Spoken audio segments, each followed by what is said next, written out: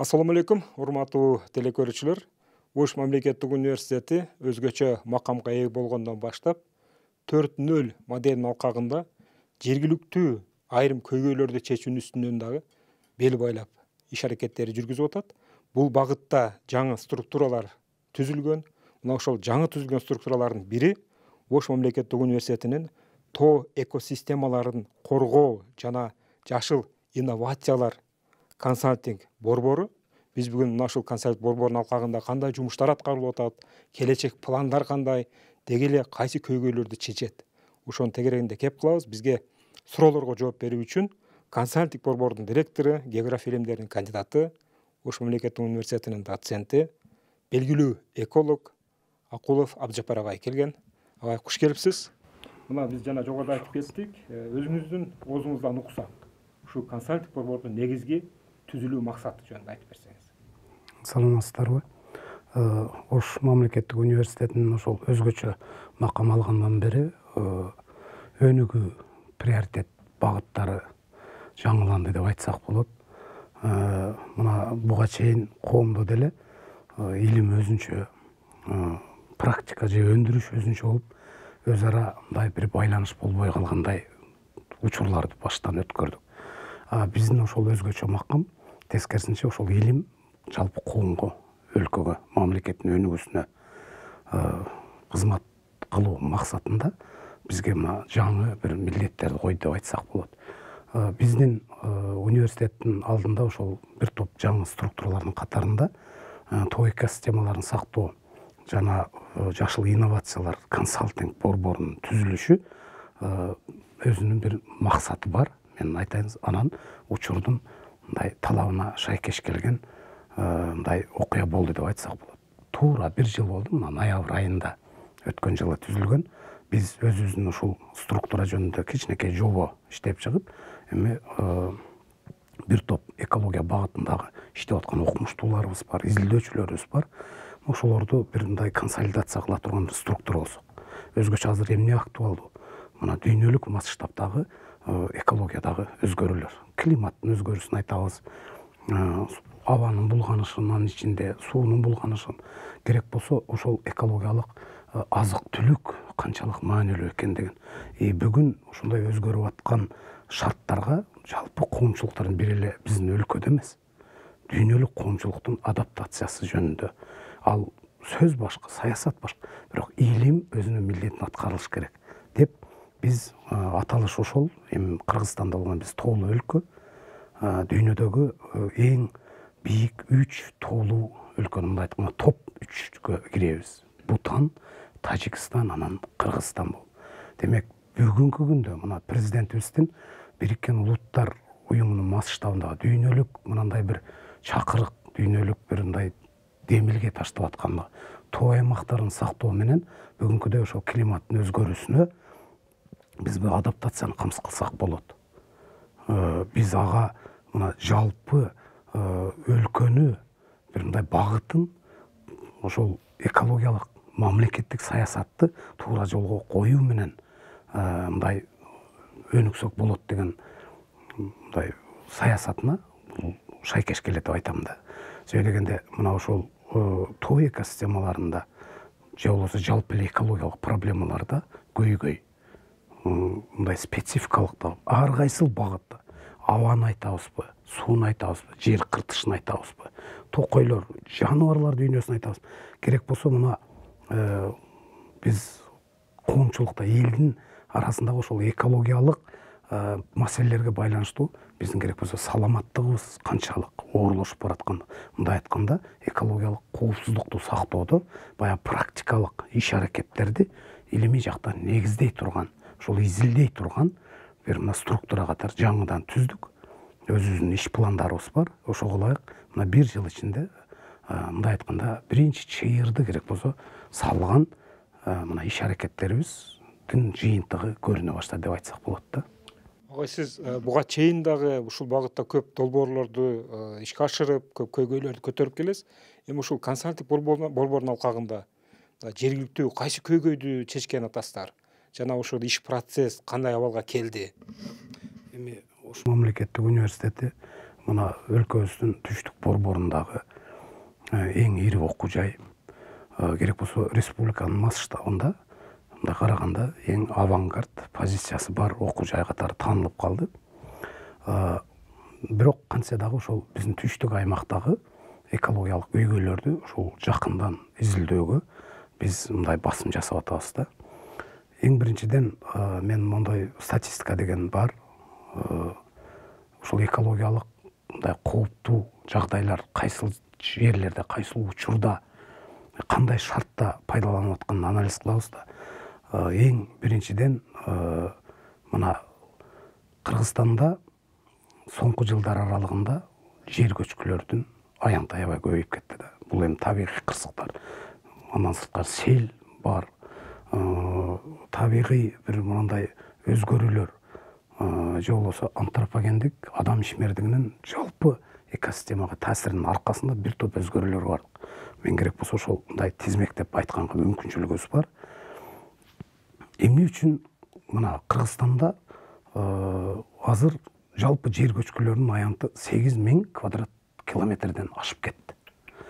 Бул деген мөңгүлөрүбүз өзү 7000 квадрат километрден ары бери жагын. Кече президентибиз ошол эң акыркы Бакуде өткөн баягы Бириккен Улуттар Уюмунун климаттык өзгөрүүгө байланыштуу COP29 программасы боюнча чыгып сөзүндө дагы айтпадыбы? Акыркы мына жылдары да мына 30-40 жылдын ары бери убактысында биздин мөңгүлөрүбүз 16-20%ке жакын азайды. Эгер ушул темп менен кете турган болсо, мына жакынкы ошол бир дагы 60-70 жыл ичинде биз 80%га чейин мөңгүлөрдү жоготуп коюу коркунуч алдында турабыз депчи. Бул мен жанагы айтып аткандай статистика.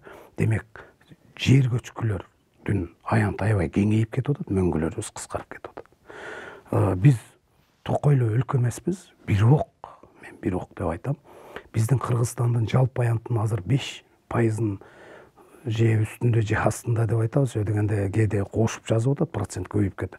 Мен 2002-жылдары ошол илимий диссертация жазып, мен Токой ресурстары боюнча жактаганда 4,25% эле. Мына эми 30 жылда мен ошол 1%ке көбөйдү дегенге ишене албайм да көп учурда.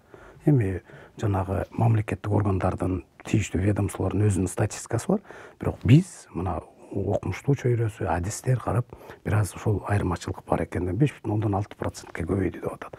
Мына бирок ошол токойлордун аз аянтты ээлегени менен эң ириде ошол тоолуу аймактардын климатын жөнгө салуучу, орусча айтканда регулятор катары токойлордун функциясы өтө чоң экендигине маани берилбей келатат.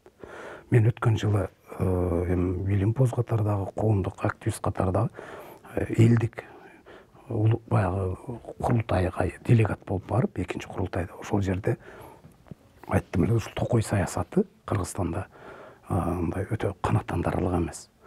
Учурдан пайдаланып, ошол жерде президентке, өкмөткө түз кайрылууга мүмкүнчүлүк болду.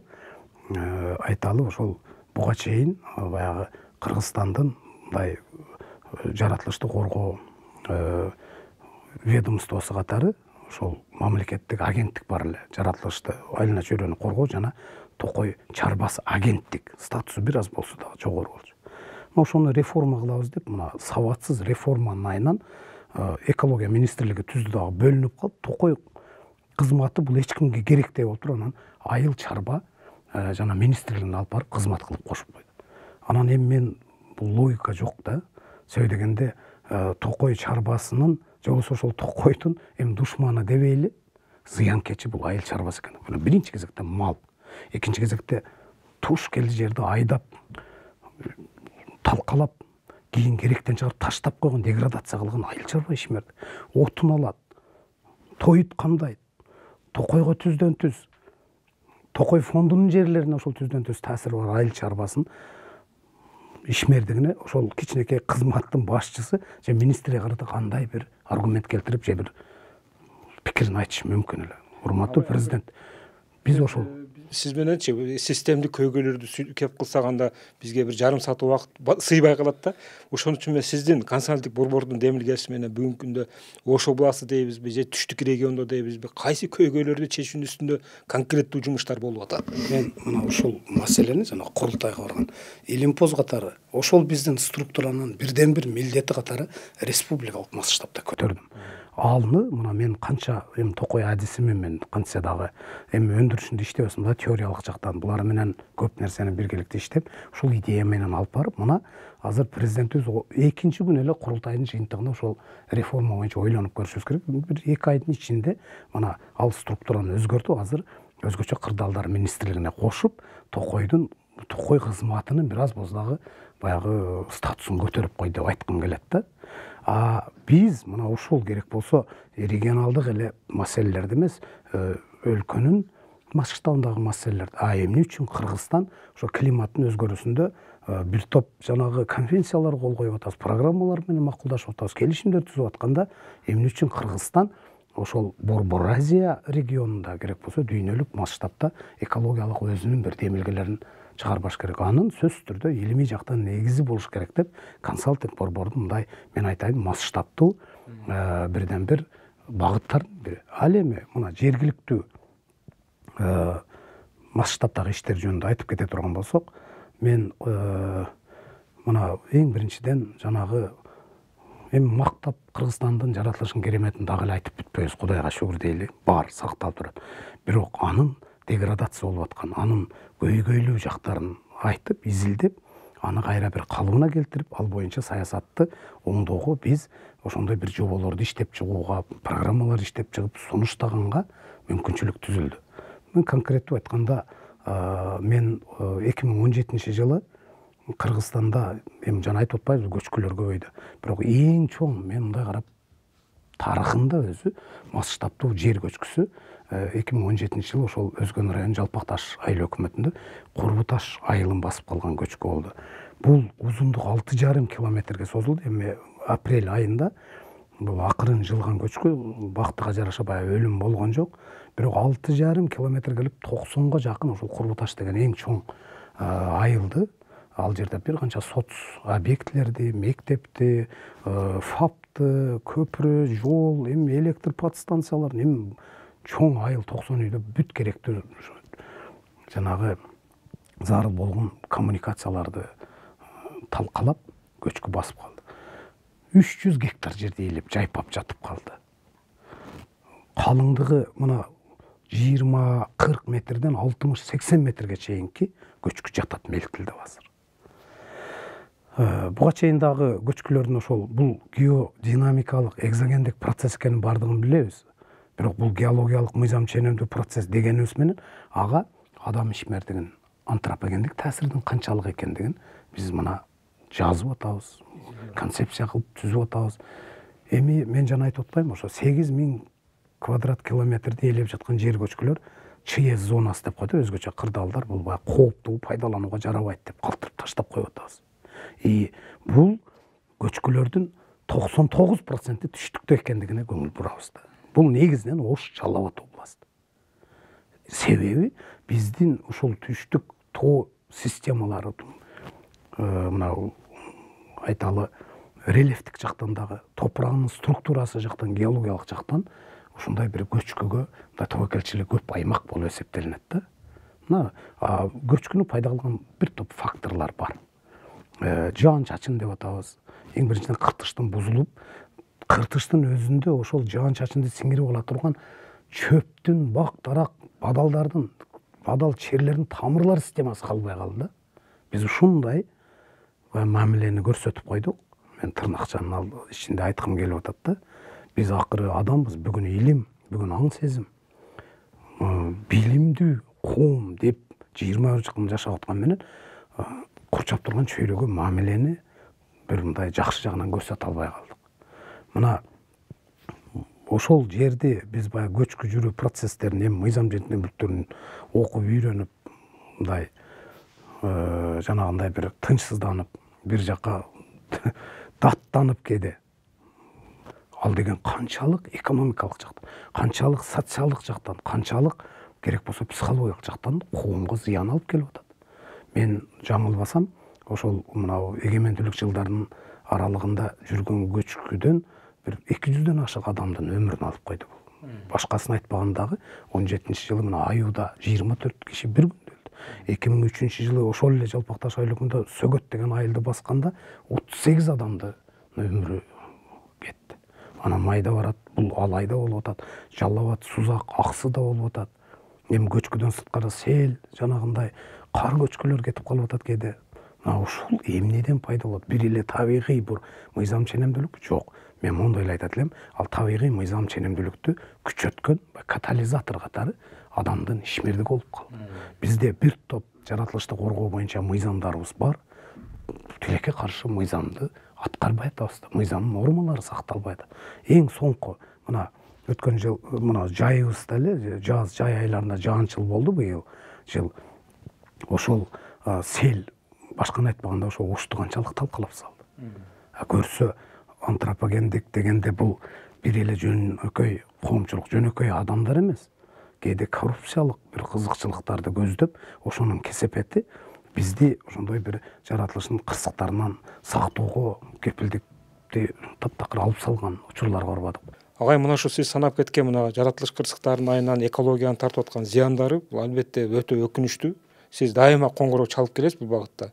Ошол адам факторунан, айыл чарбасындагы жасалып аткан жумуштардан ушул экология көп зыян тартып атканынчы.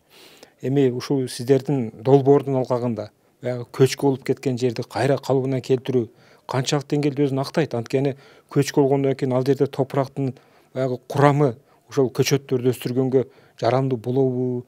Же болбосо кандай сиз окумуштуу катары ошону кайра калыбына келтирүүдө кандай иш аракеттерди көрүп атасыздар? Мен жогоруда айттым, ошол бизде жер ресурстары өзгөчө айыл чарба багытындагы жерлерибиз аябай чектелүү да.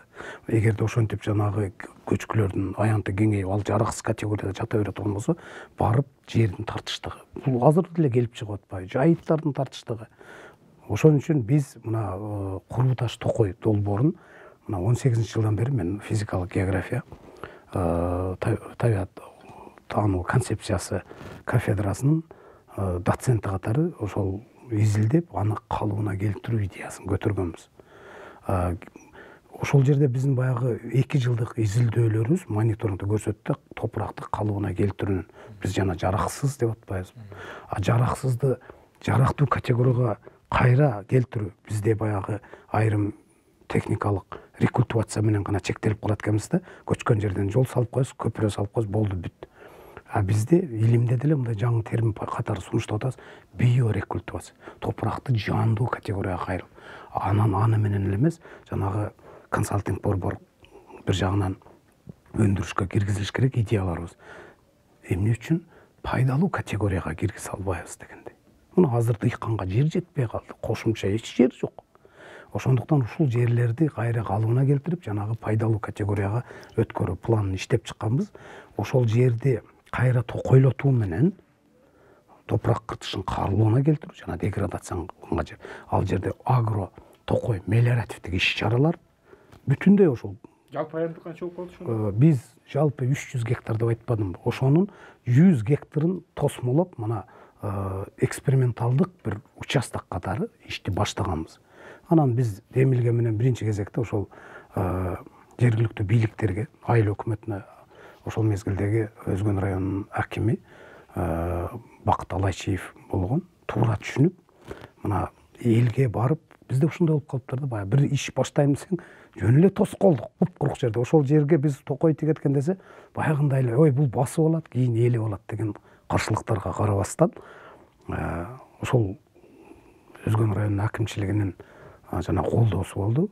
Айыл өкмөтү менен Ош мамлекеттик университети, айыл өкмөтү, Өзгөн Токой чарбасы, бир жагынан мен баягы коомдук уюм Түштүк Токой деген ЮКЛЕС деп ошол меморандум түзүп, ал жерде ачык багыттарды койдук. Биз ушул жерди көгөртүп, бирөө менчиктештиргенге жол бербейбиз. Ушул жерди калыбына келтирүүнүн илимий жактан бир көзүбүз жетип калды. Максаттарга жете турган болсок, жанагы мен айткан ушул проекттин жакшы жыйынтыгын копия кылып эле башка жактарга таркатып, ошону керек болсо мына регионалдык масштабта, район эле эмес, область, керек болсо анан Кыргызстанда же өзгөчө түштүк аймактарда мындай таркатайлы, биз жетектеп берели, биз сунуш кылып берели, ошол проектилерди долбоорлор тартып, анын инвестиционный жанагы каражат жагын чечип берели деген аракеттерди баштаганбыз. Бул жакта ошол жогорку кеңештин ошол мезгилдеги вице-спикер Айда Касымалиева, мен билем, ошол ал кездеги Узарбек Жылкыбаев, МЧСтен өкүлдөр келип, ушул демилгени колдоп берип, керек болсо ошо 500 000 биринчи кезектеги биздин инвестиция катары МЧС Жалпакташ айыл өкмөтүнүн жардамы менен ошол жердин айрым бир бөлүктөрүн тосконго, тосмо материалдарын, сетка, стойка, цемент, башкаларды алгыдык. Эмне үчүн тосуш керек? Себеби азыр бардык жерде мал көйгөй. Мен жана айтып атпаймынбы, жайытка келген басым мындай жасап аткан ишиңе дагы кедергисин тийгизет.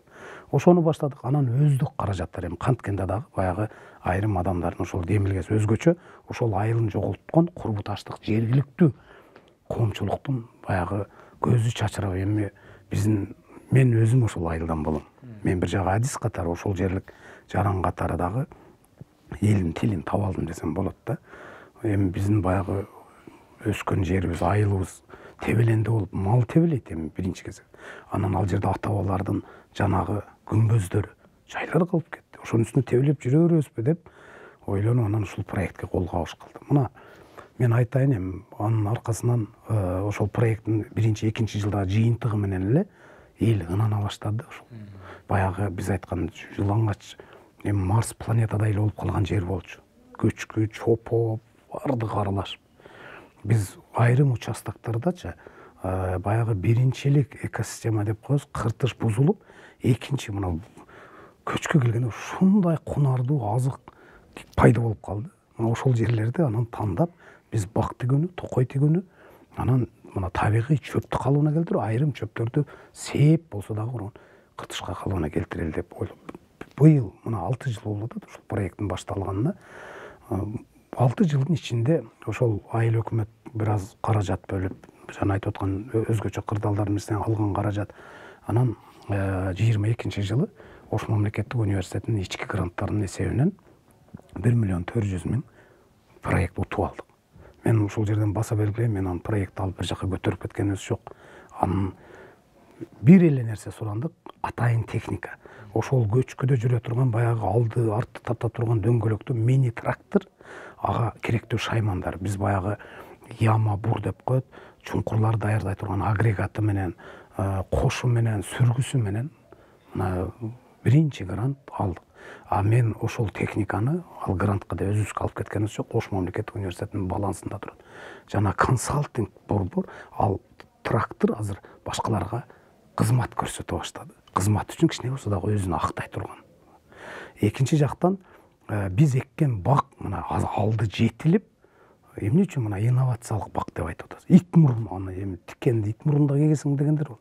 Бирок мына мөмөгө келип калган ит мурунду бүгүн биз уже топтоп, кургатып, сыртка керек болсо экспортко чыгарганга мүмкүнчүлүктөр түзүлөт, көзүбүз жетип калды. Андан сырткары мына 2000 түп жаңгак. Кудай буйрса эртең жетилсе бир 10 жылдан кийин түшүмүн эсептейбиз. 1,5 гектарга 1000 түп мындай алма. Андан тышкары ошол жерде чөп чабынды. Жергиликтүү жок дегенде 5-10 үй бүлө ошого аралашып жүрүп тергилген багат өткөрө тургандай шарт. Баягы жергиликтүү коомчулуктардын мындай аракети деген жагына дагы ошол акцент жасап, биз эл аралык уюмдарга кайрылып жүрүп, мына USAID-тен, Агахандан алган жалпы ошол инвестициялык каражаттардын суммасы 4 800 000 ашты да бүгүнкү күнгө. Эми перспективада ал жерде мына акыркы проекттер менен биз жана сугат системасын тамчылатып сугат система. Бул дагы алындай шартта инновация да. 2,5 километрден суу тартып келип, резервуарларды коюп ошол бакты сугарган. Эл эми көз. А эмне үчүн мындан сырткары университет консалтинг центринин алдында биз ошол жерге табигый мындай бир балды, таза экологиялык балды, эми Кыргызстандын балы мына дүйнөгө барып номер 1 болуп аткан учурда эмне үчүн ошону уюштурбашыбыз керек? Бал чарбасын, арычылык чарбасын. Ошол көлдө биз балык таштап өстүрүп алдык. Мына азыр бүт аймактардан келип балык кармап турат. Эми аны акырындап жанагы консалтинг центринин алдында тикиреше бере турган булакка. Үчүнчүдөн ошол эле жерде биз азыр мына тоо питомнигин түздүк да. Мен адис катары буну дайым айтып келем. Мына көптөгөн жылдарда ошол жылдын жаз айларында баягы көрктөндүрүүнү жарыялап коюп, ура мынанча көчөт тиктик дейбиз. Эмне үчүн өлүп кала берет? Эмне үчүн жашап кетпейт? Эгерде ошончо көчөт, мына отчетторго карасак Кыргызстан джунгли болуп кетиш керек деп айта беребиз да. Себеби дегенде төмөнкү зонадан алып барган көчөттөр ошол бийиктик алкактарда жашап кете албайт. Ошон үчүн мен токой чарбасына дагы мына илимий негизде сунуштап атабыз. Ар бир бийиктик зонада өзүнүн токой питомниктерин түптөсөңөр болот. Биз ошол жерде мына азыр 2000ден ашык жаңгак көчөтүн өндүрүп өзүбүз камсыз кылабыз. Эми буюрса ошол көчөттөрдү ошол зонадагы карагулжага болобу, алайга болобу ноокаттын тоолоруна эккенге сунуш кылат элек. Жөн эле экпестен жанагы техника бара турган жерде биз жанагы техникабыздын дагы кызматын кошо келишим менен кайра каражатты акырын тартып келип, мына илим өндүрүш, коммерциализация илимди идеясын ошол жерде көрсөтөлү деп атабыз. Каз, өрдөк чарбасын кылалы деп атабыз. Ал бир жаңылыктай туюлуп атат. Шарттарды ар тараптан ошол жерде баягы дары чөптөрдү дагы сээп, биздин өзгөндө медициналык колледжде фармацевтика окуп атат. Мен телекөрүүчүлөргө бир эскертип коеюн. Ушул жерденчи мына сиздер угуп аткан долбоорлор бул бир жеке ишкерлер, бизнесмендер эмес, муну Ош мамлекеттик университетинин окумуштуулары тарабынан жасалып аткан иштер. Мына балык чарбасы жөнүндө, токой питомниги деп атат. Мына азыр кеп кылып аткан жана башка пайда түшүрө турган долбоорлор, бизнесмендер жасаган иштер бүгүнкү күндө университеттин алкагында жасалып аткандыгы бул албетте бир чети коомчулукка таң калыштуу, чоң жаңылык. Өрнөк да болуп атат. Мына техника тараптан дагы башка чарба жерлердин дагы жумуштарын жасап киреше түшүрөбүз деп атабыз. Деги эле университет мына 4.0 моделине кирүү менен ушу жалпы аймактагы экономикалык, чарбалык, экологиялык көйгөйлөрдү чечүүгө катышып алган турбайбы? Бизге бөлүнгөн убакыт да соңуна чыгып атат, агай. Ушул 4.0 модели боюнча жана ушу долбооруңуздардын жыйынтык, финалдык жыйынтыгынын экономикалык расчёттору барбы? Ошол жөнүндө айтып берсеңиз, анан жыйынтык. Жана бул туура айттыңыз, долбоор комплекстүү деп дагы айтсак болот. Мына ошол Куруташ Токой долбоор аткарылып аткан 100 гектар аймакты быйыл мына май айында айыл өкмөт менен Ош мамлекеттик университетинин ортосуна келишим түзүп, университеттин карамагына алдык. Биз өздөштүрүүгө алдык муну, өздөштүрүп, ошол эле учурда ошол Куруташ Токой долбоорунун копияларын мына Өзгөн районунун Семизкөл аймагында Арслан бапка биз эми токойчулар менен да жакындан иштешип атабыз. Токойду кантип өнүктүрүү боюнча сунуш берип, мына Ош токой чарбасы менен бул жакта Лейлек, Үч Коргон токой чарбалары менен жеке секторлор менен биргеликте проекттерди аткардык. Ошол USAID Агахан аркылуу баягы мен конкурс боюнча ал жерге дагы консультант болуп калдым. Ушу токой быйылкы жашылдандыруу токойлорду көбөйтүү программасынын алкагында биз мына азыр 12 проектти ишке ашырып бердик. Мен ушул Ош мамлекеттик университетинин бир илимий өндүрүштүк борборунун өкүлү катары ошол жакка катышып.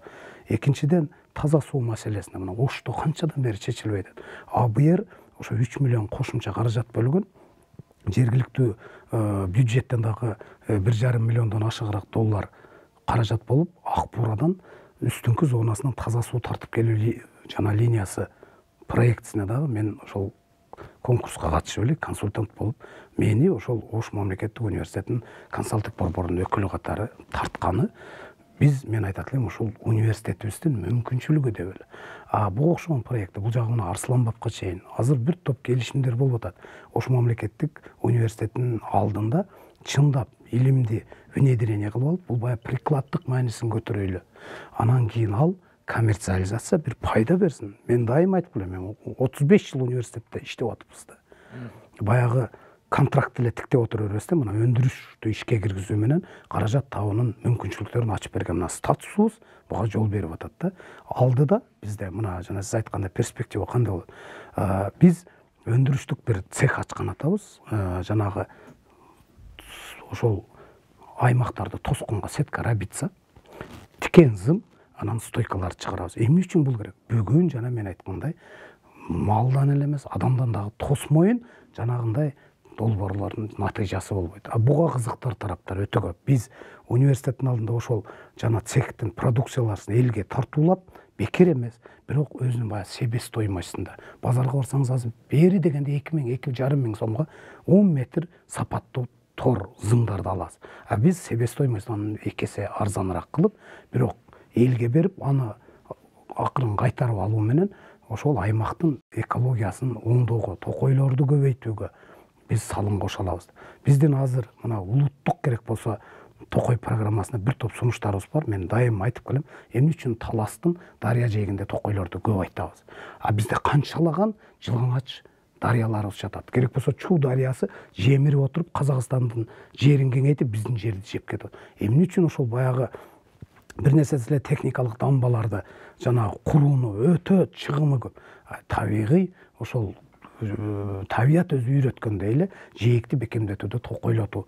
Ар бир ошол дарыянын боюндагы токойлорду калыбына келтире турумуз. Жылаңачтанып кеткен ошол жогорку зонадагы токойлорду көбөйтсөк, биздин баягы мына климаттын өзгөрүүсүнө жылуу аба массаларын аз болсо токтотуп калып, мөңгүлөргө өткөрбөй турган токой бастиондорун деп, токой баягы тоолорду, мөңгүлөрдү коргоочу тилкелерди курууга биз азыр сопсонун концепция жазып атабыз. Жакында эле мына Ош шаардык мэриясы менен да жолугушуп болдук. Мен консалтинг борбордун атынан шаардын жашылдандыруу саясатын таптакыр түп тамырынан бери алмаштыруу керек экендигин далилдедик. Мына Оштук мэрия көп жагынан биз менен макул болуп, бул саясат сиз айткандай сүйлөсөк өтө көп, масштаб жасай турган иштер дагы көп. Биздин пландарыбыз дагы ошончо. Жок дегенде бир тараптуу ошол салым кошконго биздин консалтинг борбор чакан структура жаңы болсо дагы менимче кеңири кулачын жайып баратат деп айта алам. Абдан жакшы агай. Мына конкреттүү жумуштарды санап бердиңиз. Бул уккан кишиге абдан кубанычтуу болуп атат. Университеттин ушундай чарбалык, экономикалык иш-аракеттерге сүңгүп киргени, окумуштуулардын ушул өтүктү кийип алып, мындай галстук менен эле аудиториянын ичинде отурбастан сыртка чыгып ушул чарбалык көйгөйлөрдү, экологиялык көйгөйлөрдү чечүүгө сүңгүп киргени бул абдан жакшы. Биз ойлойбуз, буга чейин коомчулукта ушул маселеде жалпы эле мамлекеттик системаларга ушундай көп дооматтар коюлуп келген да, окумуштуулардын эч бир илимий ачылыштарынын пайдасы жок депчи. Кудай буйрса мына сиздер өрнөк болуп атасыздар жаңы бир кыртышта. Ишиңиздерди Кудай колдосун. Мен бир нерсени кошуп коеюн. Мына ушул университеттин 85 жылдыгына карата климаттык форум 29 апрелде өттү. 40тан ашык өлкөнүн окумуштуулары келди.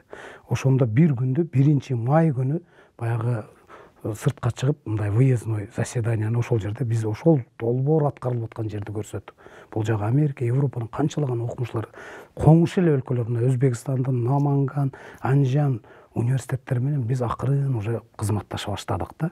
Биргеликте мен дайым айтам, бул мына экологиялык проблемаларда чек ара деген болбойт. Бизде кандай сел бузулса, анын кесепети сөзсүз Өзбекстандын абасы канчалык булганган болсо бизге таасирин тийгиз. Демек бул жактан илимий дагы мындай тең ата саясат жүргүзгөнгө биз даяр болушубуз керек. Анын үстүнөн иштешибиз керек. Өзгөчө ошол жаш мына муундун, мына илимпоздорун ушул багытта тарбиялап өстүрүүгө өзгөчө көңүл буруш керек экендигин биз зарыл деп эсептейбиз. Рахмат агай, жасап аткан иштерди жараткан колдосун, ийгилик болсун. Урматтуу телекөрүүчүлөр, биз маектешүүнү жыйынтыктайбыз. Кийинки жолу көрүшкөнгө чейин коштошобуз. Саламатта туруңуздар.